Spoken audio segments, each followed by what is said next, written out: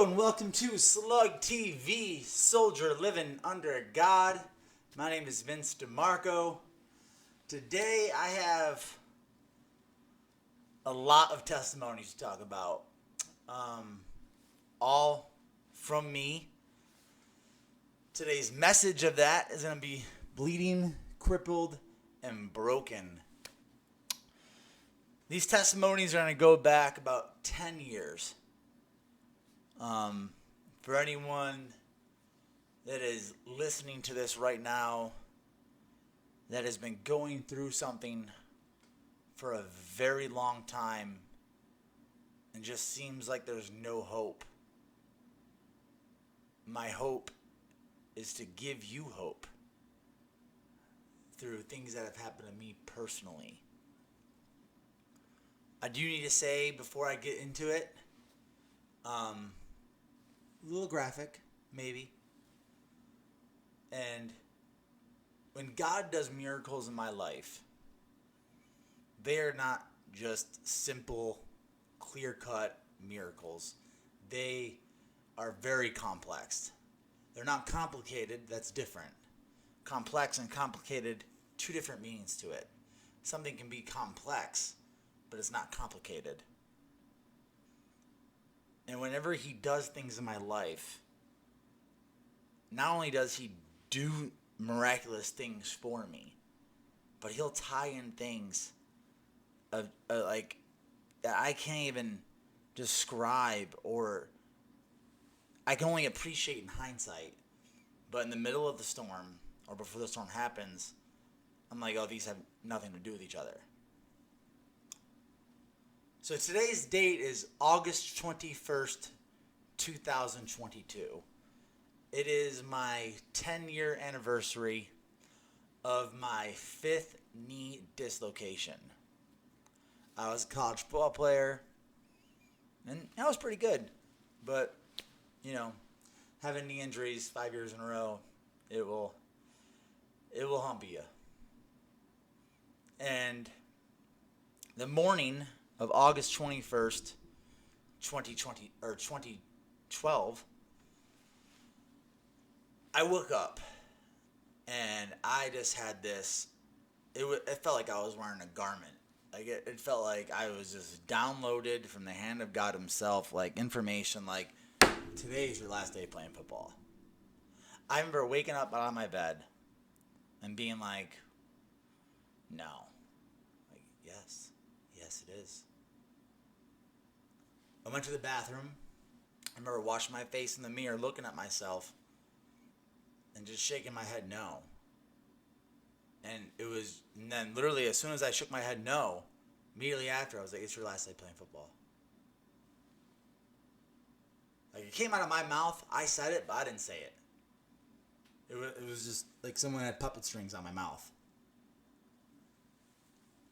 And I was thinking like, man, what if this is it?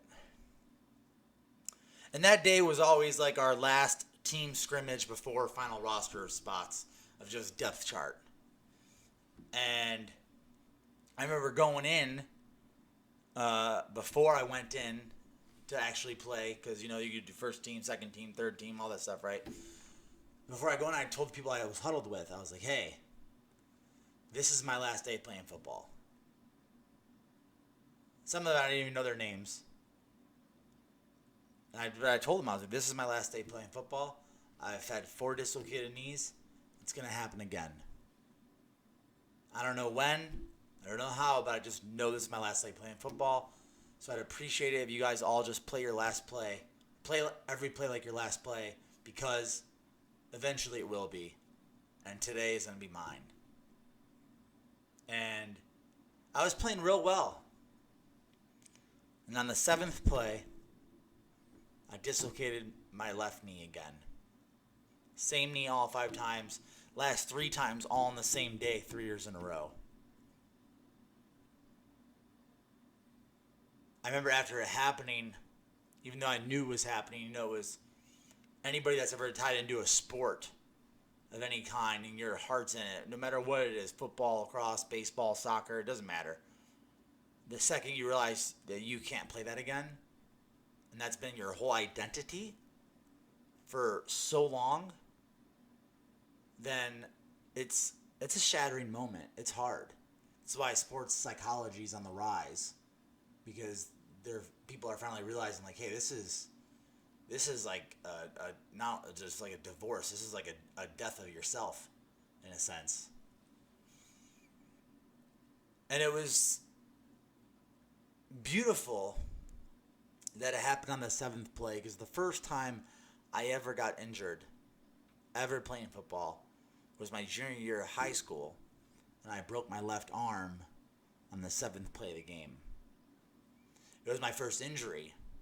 I didn't know what a broken arm was supposed to feel like, so I actually toughed it out and played till halftime with a fully broken left ulna.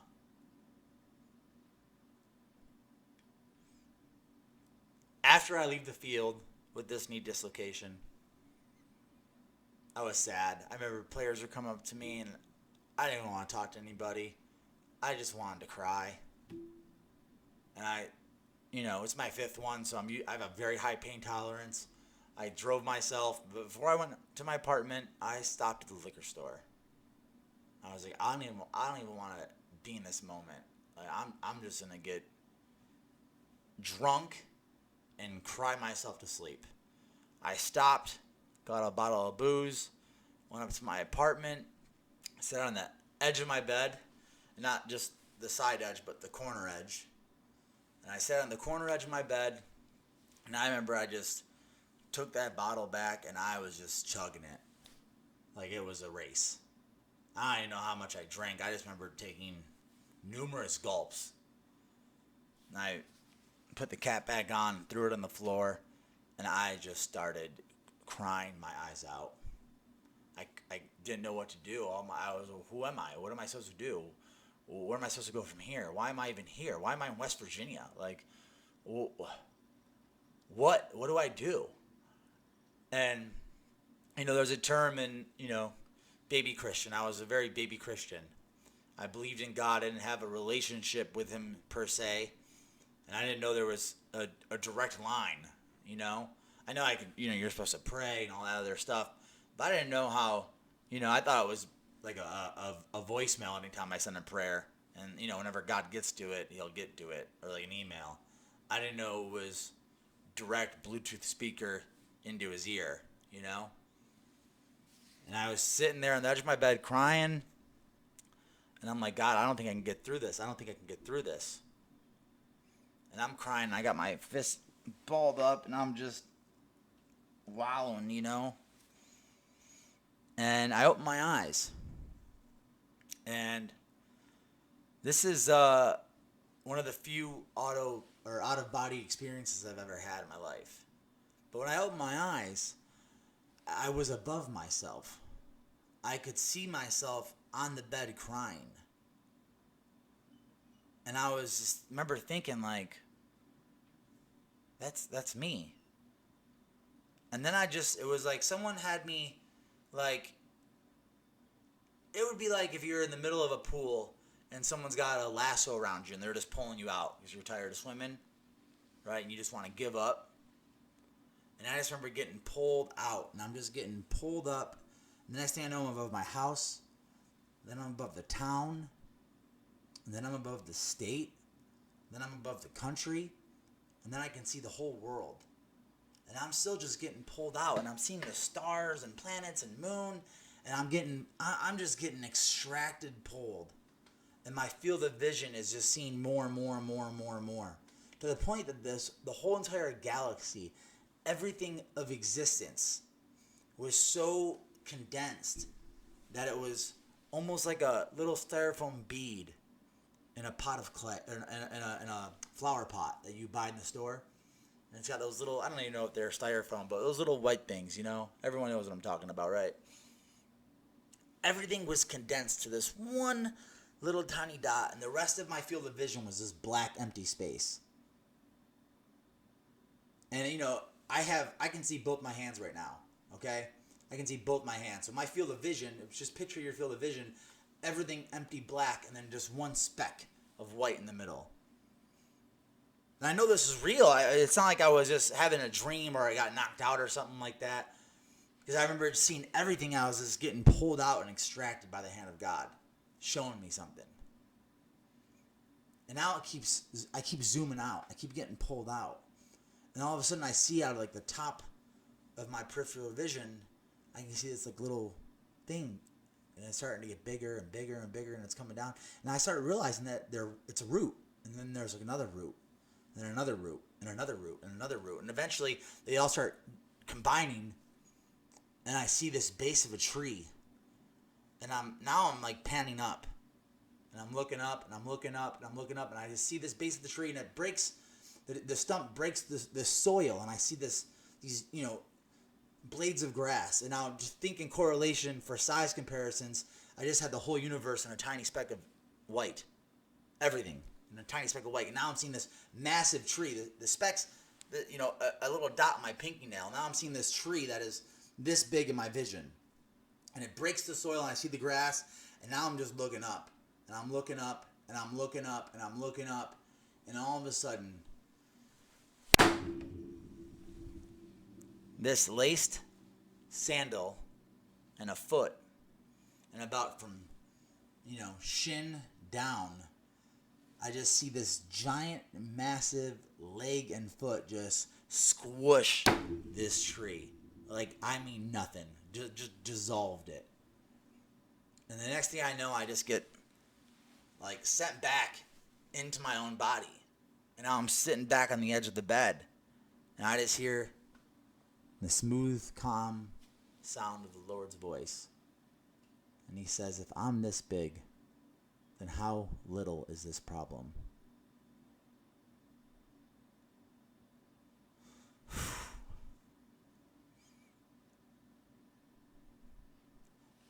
I think oftentimes, even devout Christians, we want to put God in a box.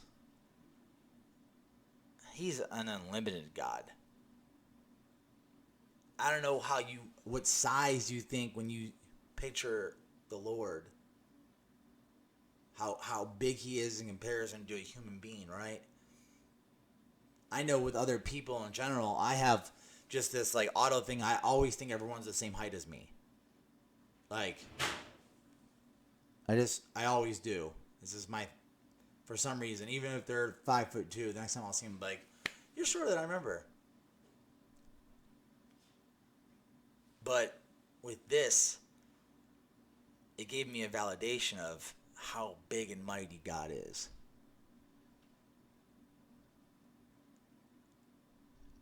Fast forward, I get surgery. Finally, after the fifth one. The first knee dislocation I had happened in my junior college in New York. My last 4 happened at my secondary school where I graduated from. So it's my senior year. I finally get surgery. I go back to doctor number 1. He gives me an MRI, and he is blown away. He's telling me how I have no cartilage left, how I should not have been playing, didn't know how I even physically was playing, didn't know how I physically even walked into his office, because this was months later when I got surgery. Now this was December. I wanted to wait until school break, because I was I don't trust any doctor down here at this point. I'm still on my parents' health insurance. I'm going to go back home to New York, get surgery there, get it done over break. I have 4 weeks or whatever like that. I'll get the surgery, come down here, and I'll just rehab myself. Because I've been down this road plenty of times now. I know what to do. And he's showing me the MRI, and he's showing me all the black spots, and he's like, this is all dead tissue. I get the surgery, tells me that my knee's bone on bone. I'm going to need a knee replacement within 5 years, and then I'm never going to be able to run, squat, play basketball, lift heavy, jump ever again. And I tell him boldly, I was like, you're never going to see me again, dude. I was like, I'm not getting knee replacement surgery. I was like, I'll be fine. He's like, what makes you so sure? And at the time, I had told them, I was like, because you didn't know how I walked in here. Like, you don't know who I am. In hindsight, I would say because I am blessed and highly favored by the Lord Jesus Christ. Hallelujah. And that's really the only reason why. And by the way, 10 years now, no knee problems, no arthritis, no pain. I run, I jump, I cut, I play, I do what I want. I'm blessed. And I thank you, Jesus. Because that's the only explanation of why I'm even able to do the things I can do still. I just had a professional tell me a million no's, a knee replacement. See ya. Shortly after that is when I get ulcerative colitis, which is a autoimmune disease of your large intestine. In a nutshell, my intestine will swell up to the point that it expands and rips open. And you get a lot of blood and a lot of pain. And I'll save you the details. You can use your imagination with some of that stuff. But, you get these things called flares. And that's when, you're going through all those symptoms. I've been through at least 30 flares. And, they don't last for like a day, by the way. They last for weeks, sometimes months. And you on steroids and prednisone, which is awful, and a large amount for a very long time, over and over and over again, getting probed and prodded, and you can't do anything. I can't tell you how many times I've tried going out and I gotta go home, or I gotta bring a change of clothes with me. It's embarrassing. It sucks, but I own it. It was my life. Fast forward through all these years, and there's more miracles than that, but I'm trying to keep this short as possible. Fast forward to now, minus a year. Last July of 2021, I started bleeding again. And I was frustrated. And I just started a new job at a very high-end, well-established, well-known restaurant. And I'm bringing changes of clothes with me to work. I'm running back and forth from the bathroom, still trying to do my job in a restaurant. And, it didn't take long for people to start asking questions like, hey, are you all right? What's going on with you? What's going on with you? And I remember just sitting defeated at the edge of my bed. And the Lord starts talking to me. And he starts saying, go dig in the dirt. Go dig in the dirt. My backyard is roughly 60 feet wide by, I'll say 30 feet in width, in total. It's a little bit less than that, but I have sides on each side. It's kind of like a U shape. So we'll just say, for rectangular math purposes, about 60 by 30. I had 9 palm trees that I removed. I had 60 railroad ties that I removed. My entire yard is still, right now, as I'm waiting on it to get worked on, is nothing but sand and dirt. Especially after removing all that stuff, I scorched through everything. Everything's got to go. I got a dumpster, threw it all in there. And he's telling me, go dig in the dirt. And I came and go about literally like 15 minutes without going to the bathroom at this point. So I go out in the dirt with a rake. And I remember just crying, praying to the Lord, asking him for him to help me again. And I'm digging through the dirt. And I'm digging through, and I'm digging through. 10 minutes probably. And all of a sudden I see something. And I take the rake and I'm I'm like, what is that? And I reach down.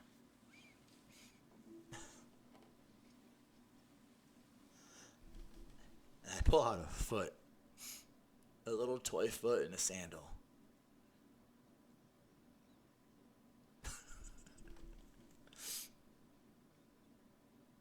Hallelujah. I got this thing, and as you can see, I've left the dirt on it. And I grabbed it, and I ran back inside, and I just started crying. I just started crying.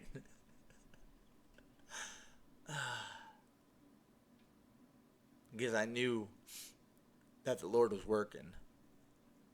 I knew that He was going to deliver something in my life and get me through this. But I also remembered that for the first time I saw this, I ended up getting the knee surgery. I ended up getting a colon disease. I almost died from it a few times. In and out of the hospital, changing meds, changing doctors. A lot of hardships. So I thought to myself, thank you, Lord, for showing me a sign that I'm going to get through this, but I'm scared of what's to come. Because last time I saw this, it wasn't just like, hey, look how big I am, look how little this problem is, boom, and then I lived happily ever after. There was a lot of trials and turmoil after that.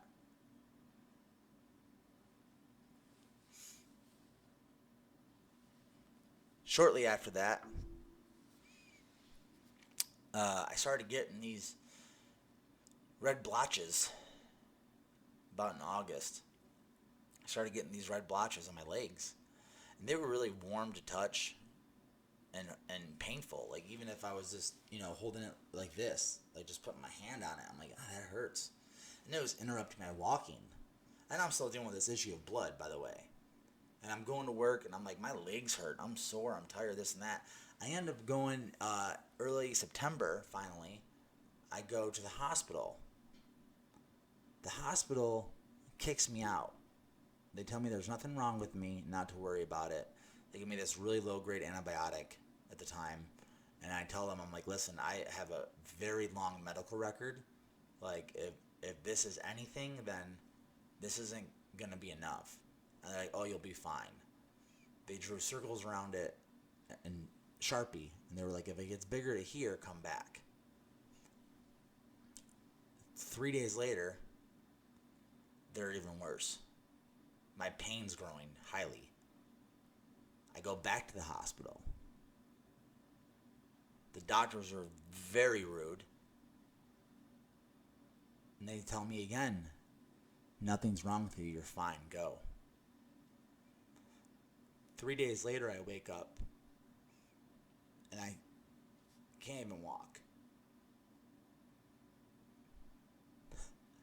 My knees down were swelling up so bad that they were bigger than my hamstrings, my quads.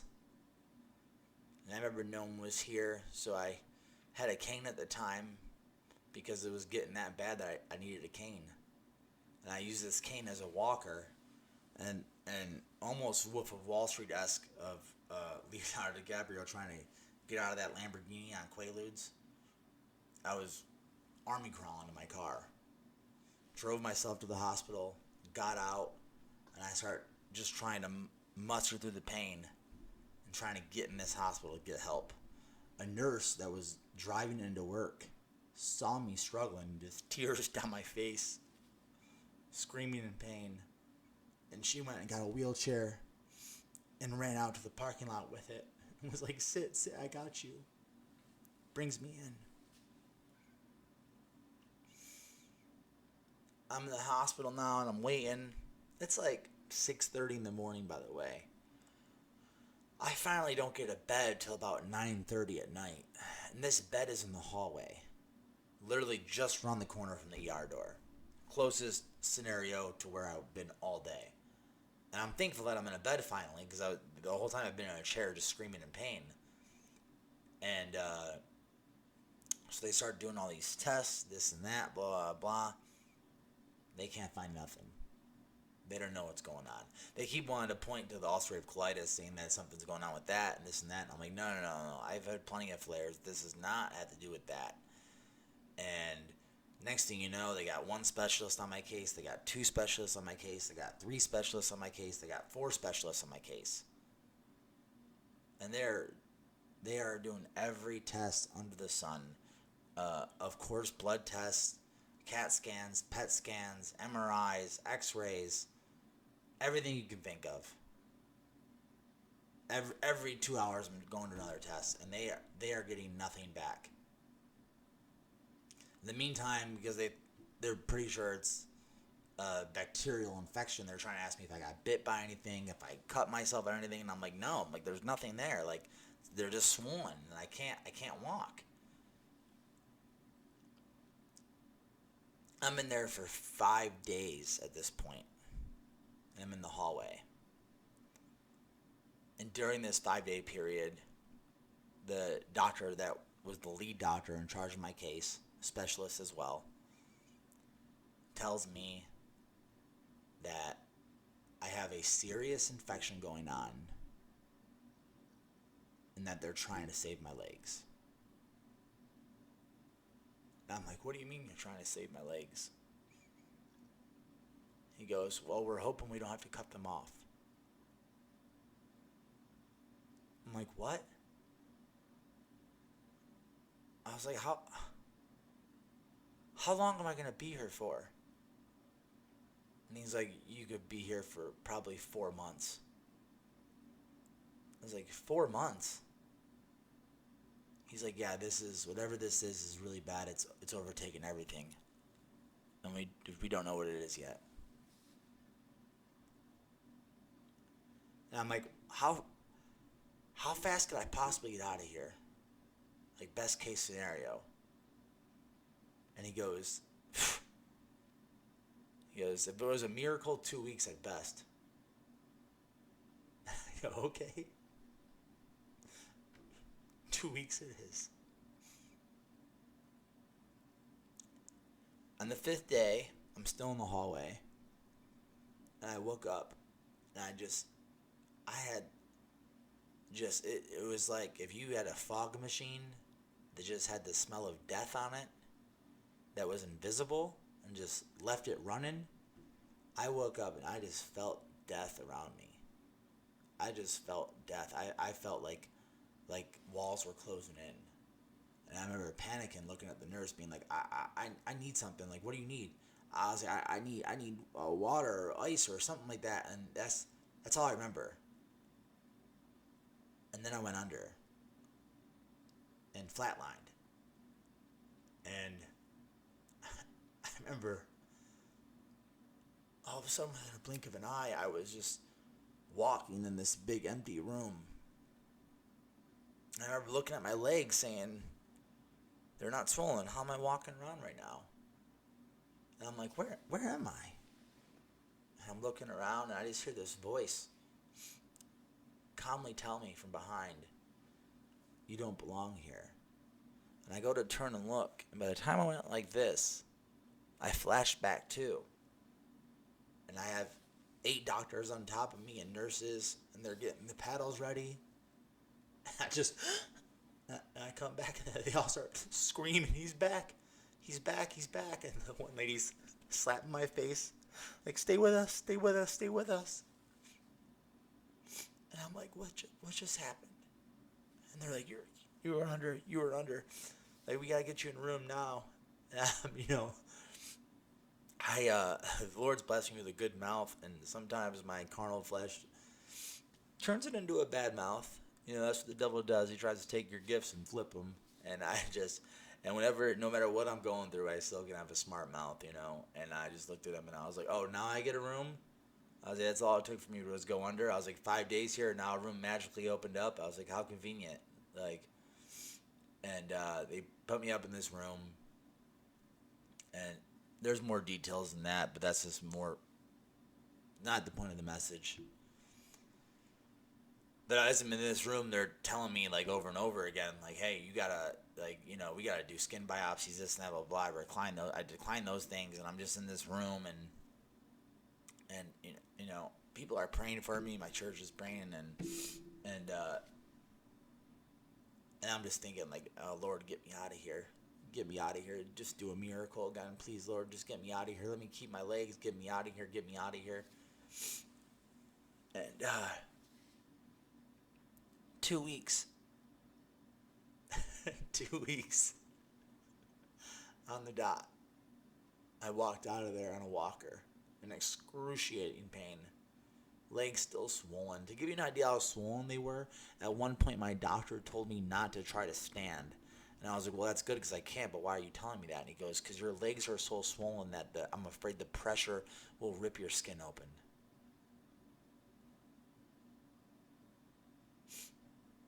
Two weeks I was in there. I think it was day 12 was when I realized that the head doctor on my case was Dr. Noman.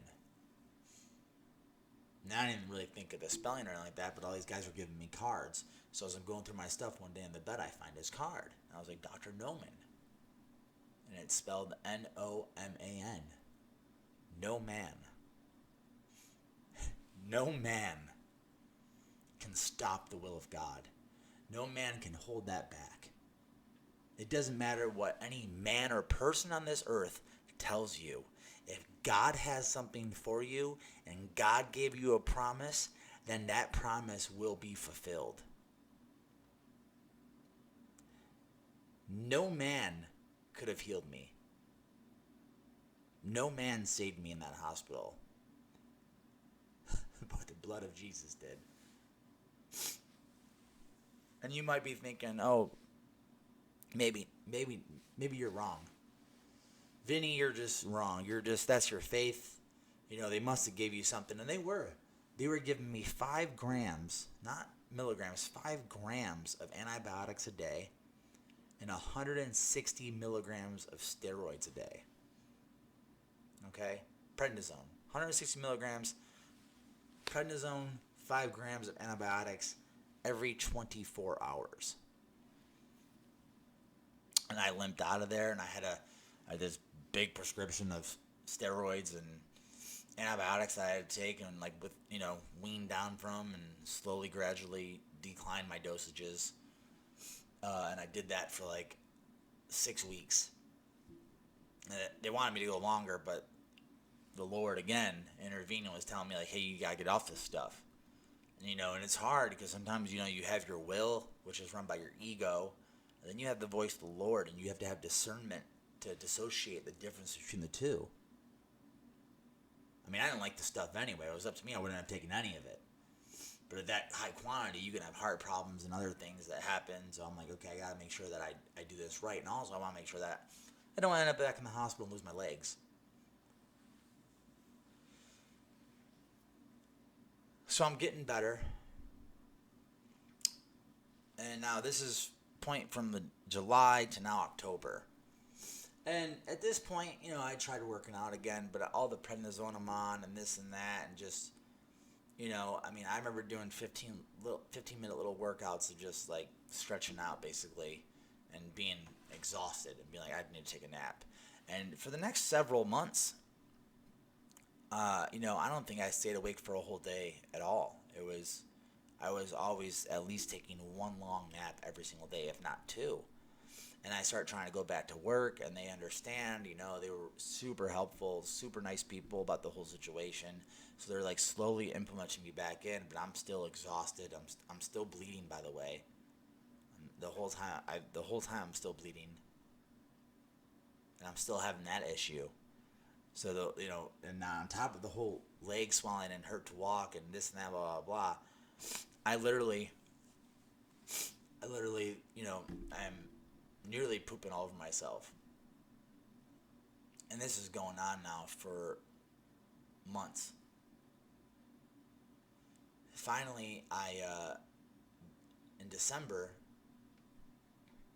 I go on a job interview for a new place. I was like, maybe I just need to change the scenery. This is a great place, great opportunity. I love working here, but at this point now, everything's so just, I look like I'm damaged in the eyes of everyone that's my managers. I'm like, I don't want that. I just want a clean slate and a fresh start. So I apply at this place. I get the job in early December. And they're like, hey, we just got to wait for your stuff to go through HR. And a week goes by, and 2 weeks go by, and 3 weeks go by, and 4 weeks go by, and 5 weeks go by, and 6 weeks go by. Now it's February. Now, after this doctor altercation that I had with the hospital, I didn't have an actual doctor, so I started seeing a natural herbalistic doctor. And so I'm seeing her, I'm telling her about all the things and stuff like that, and this and that, blah, blah, blah. And I'm really going there for the bleeding and for my bleeding intestines. So she's got me on meds for that and this and that, blah, blah, blah. And then I wake up one day and my legs are starting to swell up again. And so now I'm getting nervous. I'm back on a cane.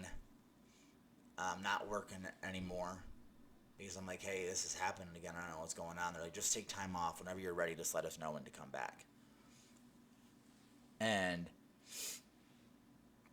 I end up quitting because I'm like, I was like, I gotta take care of myself. I was like, I'm just running into health problems. I know you guys are keeping a spot here for me, but it's not fair for you guys.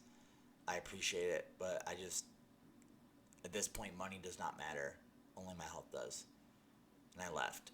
And I left in the middle of me not being able to work. I was basically like, hey, I'm done, And before it got too bad, my new doctor was like, hey, we need to do a full blood test panel on you.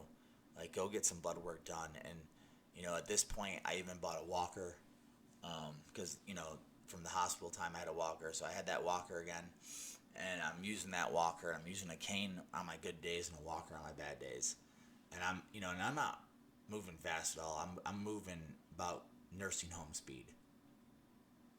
And I'm, using the little carts in the grocery store because, I can make it about 15 feet before I collapse in pain. And she's like, okay, get this blood test done. I get the blood test done. She's like, it's going to take a while because some of these tests are really, really extensive. So don't expect anything back for 2 weeks probably. And I'm like, okay. And I got to the point that not only did my legs swell up, but my arms swelled up, my neck swelled up, my jaw swelled up. I couldn't even open my mouth all the way. I couldn't move my left hand. This is about as much as I could move my left hand. My right hand was okay, but it was really painful. And all my lymph nodes swelled up head to toe. I had golf ball sizes of just lymph nodes swelling up. And I'm thinking maybe it's lymphomic cancer. Like, what's going on? And the whole time, by the way, I'm still bleeding. Still going to the bathroom all over myself. So I end up getting my wonderful mother to come out here to take care of me for 3 weeks. As I couldn't even get out of bed. I couldn't even roll over. I had my roommate tie ropes to my bedpost so this way I could maneuver myself a little bit in excruciating pain. And my mom's taking care of me. It just... Oh, man, I was in a dark place. I felt like I was dying. Because I was. And I had my mom go to church. I was like, hey, Mom, why don't go to church? Go to church tomorrow. I was like, I'll be fine. I was like, I can be a couple hours without you. And that night, on a Saturday night,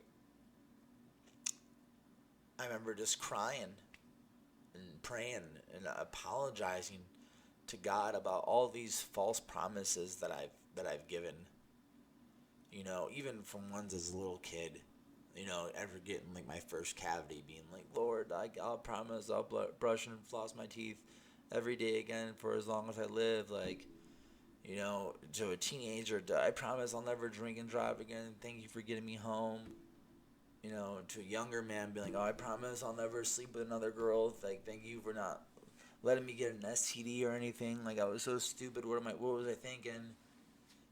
All these false promises that I've given, and everyone's given them, if not to God, and in case you have no idea who Jesus is, if you're watching this, or even if you do, sometimes you make promises to people and you don't keep them, and you feel really bad about it. And when I'm just reflecting, and I'm crying in tears, apologizing for all these false promises I've given, and I take my Bible and I put it under my arm.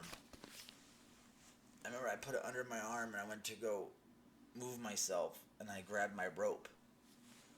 And as soon as I grabbed my rope, I completely passed out. And I started having this dream. And it wasn't a normal dream, it was a divine dream. It was a holy dream. It was a vision. It was teleportation, maybe even. I have no idea. But all I know is in this dream, I'm on this wooden plank, and I got that rope attached to that wooden plank, and I'm holding on to it with my right hand. And I'm laying on my side, and I Bible tucked under my arm. I'm in the middle of the ocean, and this storm comes in, and it's got, 40, 50, 60-foot waves that are just, and I'm going under them, then popping back up. And there's thundering and lightning and high winds, and it's freezing cold. And I just remember, worst case scenario, I cannot swim. I can doggy paddle at best. And this is just worst case scenario. And in my dream, I am just screaming and crying for the Lord. Like, Lord, please help me. And it felt so real. It felt more real than this right now. To be like touching this, doing this, tapping my legs. This does not feel as real as that dream. And then in the middle of this storm, in the clouds, I look up and they start moving. And all the clouds were moving, but these clouds were moving now fast and forming. And it formed into the face of Jesus across the whole sky. And he starts talking to me. And he goes, you're worried about the waves. You're worried about the wind, which direction it's coming from, where it's taking you. You're worried about what you're on, where you're going. He goes, you're worried about all these things. He goes, you need to focus on me. And then the cloud came down, hovering above this wooden plank that I'm laying on. And it came down, and Jesus said, I am the promise. And I remember just lightning coming out of his eyes. And I just remember crying and being like, you are the promise.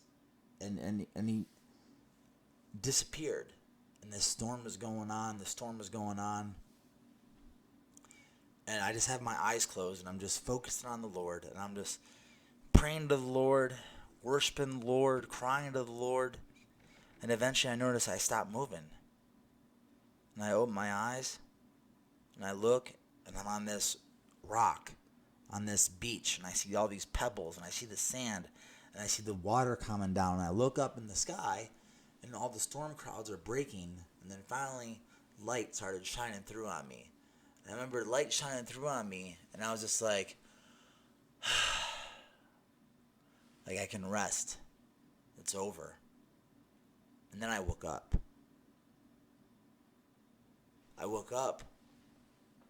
My bed is soaked. Not just where I was laying, parts where I wasn't laying. And I have a California king, and I really can't move. So I'm on one little edge of the bed, got another 5 feet of bed, plus, that I'm not even laying on. All that was soaked. My blankets were soaked. My pillows were soaked. It was like someone was holding a hose over me all night. During this trial, by the way, I had 102 degree fever, 102 degree plus fever. And I'm, taking my temperature. So I wake up in the morning. I'm still in the exact position where I passed out. And I reach over, I grab the thermometer, take my temperature. 98 degrees. I'm like, wow, my fever's gone. Next thing I realize, I'm sitting up. I haven't sat up without using a rope in weeks. Next thing I know, I can open my mouth all the way. Like I said, golf ball size inflammation everywhere I look. All my swelling's gone. Like, I can twist. Don't get me wrong, I was stiff. I mean, I'm laying down for 3 weeks straight at this point. I'm stiff as a board, you know. But the stiffness was in pain. There's a difference in that, you know. Everyone's had a stiff neck. You're not like, oh, the neck's broken. There's a difference.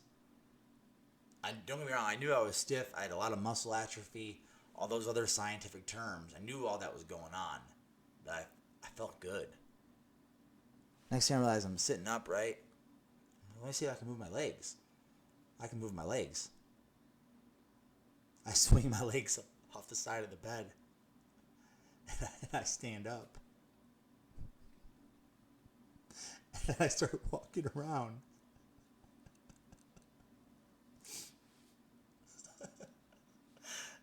Don't you tell me that the Lord's not real.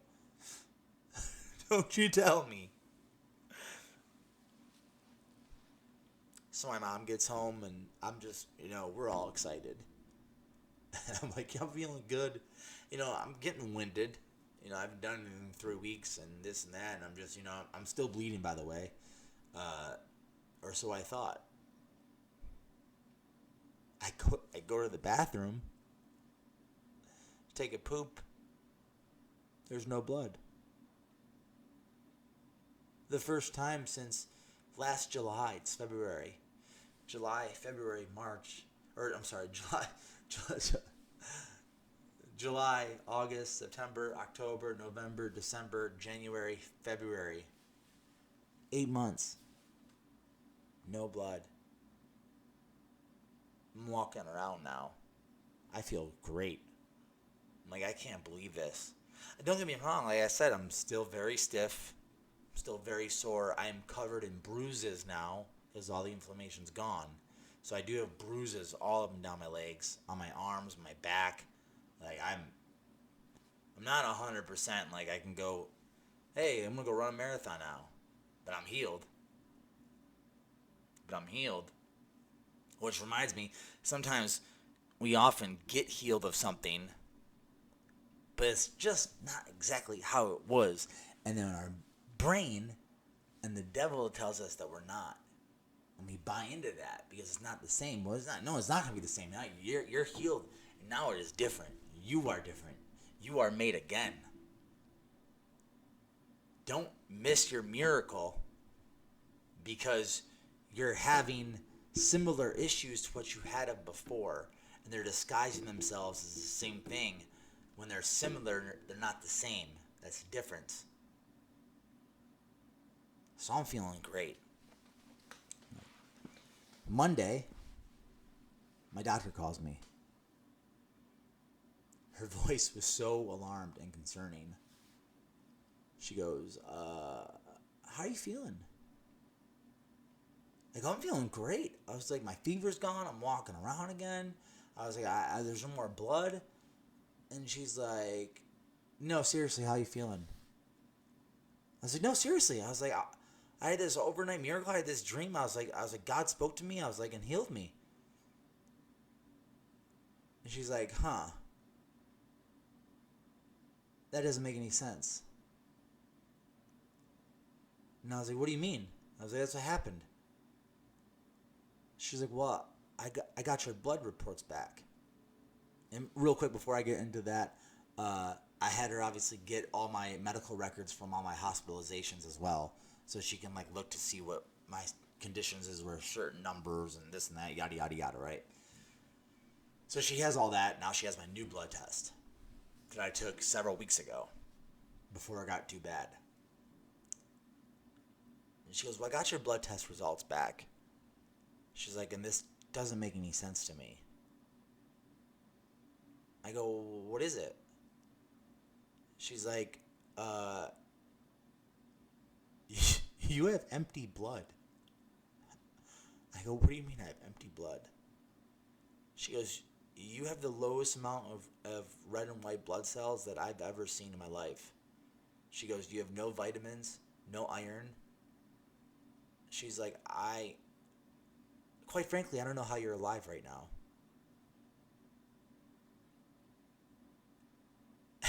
Like, that's the Lord. I am solely here right now making this video because Jesus said that it is not my time. That is the only reason. And you still might be thinking to yourself, maybe it was the meds. Maybe it was the treatment. Maybe it was a misdiagnosis. You're right about the misdiagnosis, or the lack thereof. Because then she follows up and says that I have a severe yeast infection in my blood. I go, I have a yeast infection in my blood? And she goes, yeah, and not just any kind. She goes, this is the largest amount I've ever seen. I don't even know that it was possible for you to have this much and still be alive. And I was like, well, how much yeast do I have in my blood? She goes, you have 6 times greater the amount of yeast in your blood than a severe yeast infection of your blood would be considered.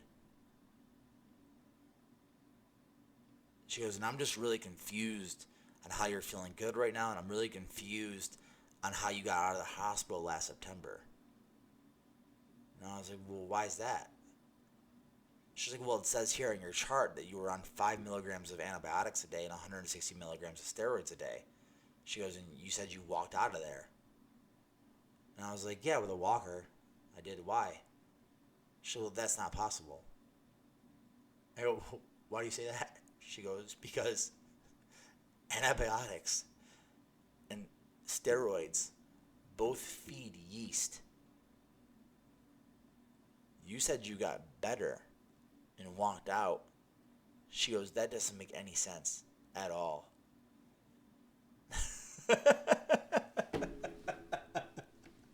Hallelujah, Jesus. Because no man can stop the will of God. No man can. When I flatlined that day back in September, I was supposed to die. I was supposed to be gone. And that voice that behind me that said, you don't belong here, and sent me back. And then I slowly started getting better and then walked myself out of there. That was because anything to science, anything to logic, anything to common sense of medical, everything, every test, every report, any words of any educated science medicine person would all have told me that I was done. My legs are getting cut off. Well, they wanted to remove my colon, by the way, because of the bleeding. Oh, we need to do that. You're going to die. Here's the meds. This is what's good for you. I even posted about it after I got out of the hospital in September. And I had one of my friends, which I highly doubt you're watching, because you need a lot of spiritual work. But I hope someone that is mutual tells about this moment right now, Pat. Because I had one of my friends call me out and say, you need to thank the doctors, don't thank Jesus. Why don't you thank the doctors and nurses that helped you get out of that hospital? Well, guess what? They didn't help me. They didn't help me. They gave me the wrong medicine. They gave me the wrong diagnosis. They gave me the wrong treatment. They gave me they told me everything wrong. But through Jesus, everything is right.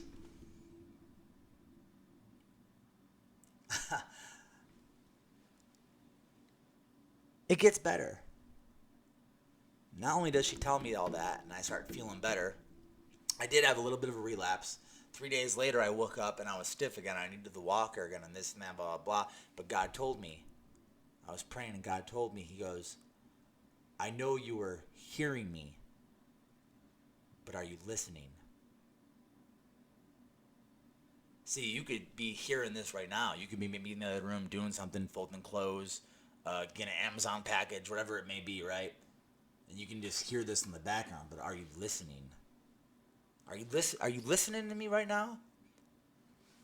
Bleeding July to February. Bleeding. I'm going to the bathroom 40, 50 times a day at most points. I'm bringing clothes with me wherever I go, because if I'm stuck in traffic, I'm going to go in my pants and I got to pull over and change. I got to go to the bathroom and change. I can't walk. I can't walk. Doctors told me that my legs were going to get chopped off. Doctors told me that my legs were going to get chopped off. That I was going to be in there for 4 months. 2 weeks, there'll be a miracle. 2 weeks exactly. Jesus did it again. It comes back. Everything gets worse. I am technically paralyzed. I can't even roll over in bed. I could not physically roll over. If there was a fire, I would have been dead. Wouldn't have been able to get out. No matter how slow the fire moved, I would have been like, well, this is it. I can't walk.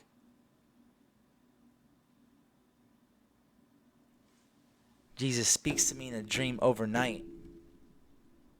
The Lord of Lords, the host of hosts, the kings of kings, the Alpha and Omega, the living God. You might think, oh, well, Buddha and Allah and all that. Well, hey, you know what? You like those people?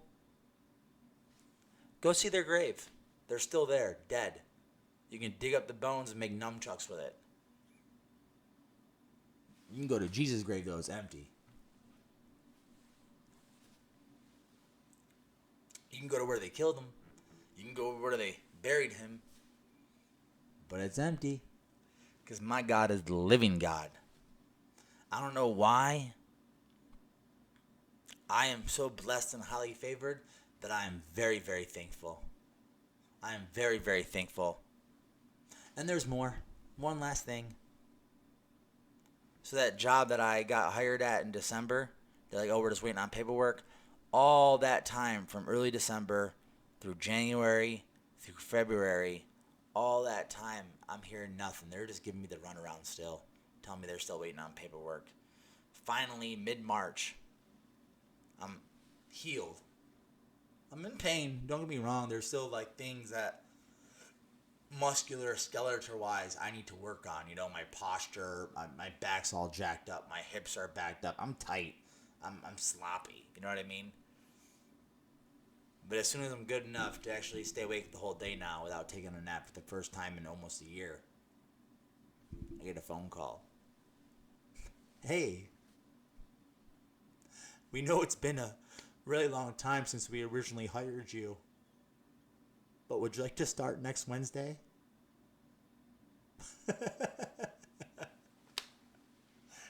Yes, I would. Yes, I would.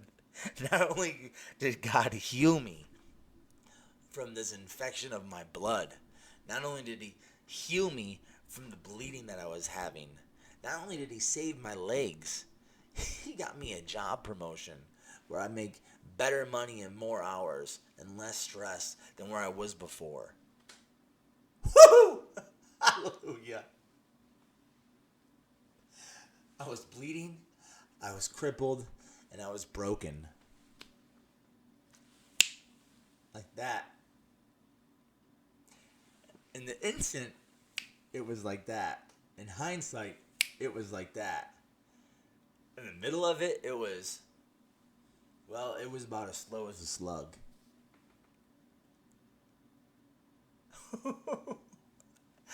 If you are going through something that is medical, if you are going through something that has just been burying you, I don't care how long it's been, give it to God. God is the promise.